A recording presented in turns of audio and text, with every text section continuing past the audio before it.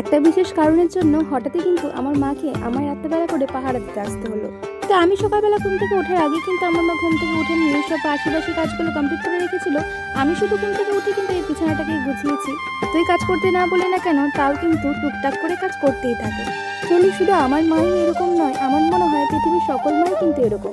আর যেহেতু আমি শ্বশুর বাড়িতে একাই থাকি, সমস্ত কাজ আমাকে একাই করতে হয়, তাই হয়তো মা ভাবে যে আমাকে একটা কাজ করে দিলে হয়তো আমার অনেকটা কাজ আগাবে। আসলে আমার বর গেছে দুদিনের জন্য নেপালে কাজে, আর আমি যেহেতু ছোটোর থেকে একা কোনোদিন থাকিনি, তাই আমি কিন্তু একা থাকতে খুবই ভয় পাই। তাই আমি কিন্তু ফোন করে আমার মাকে ডেকে নিয়েছিলাম রাতে আমার সাথে থাকার জন্য। বাড়ির সামনে কিন্তু একটা মাছওয়ালা কাকু এসেছিল, আর আমি কিন্তু সেখান থেকে এরকম মাছ কিনে নিয়েছিলাম। কয়েকদিন থেকে এতটাই পরিমাণে গরম পড়ে যে একটু রান্নাবান্না করে যে রেস্টে বসে এটারও কিন্তু উপায়। এত গরমে কিন্তু ঘরে কিছুতেই থাকা যাচ্ছিল না, তাই ভাবলাম রান্নাবান্না কমপ্লিট করে একটু বাইরে এসেই বসে থাকি। যে মাঝে ফ্যানের হাওয়া এতটাই পরিমাণে গরম লাগে, যেন মনে হয় তার থেকে প্রকৃতির হাওয়া অনেক ভালো।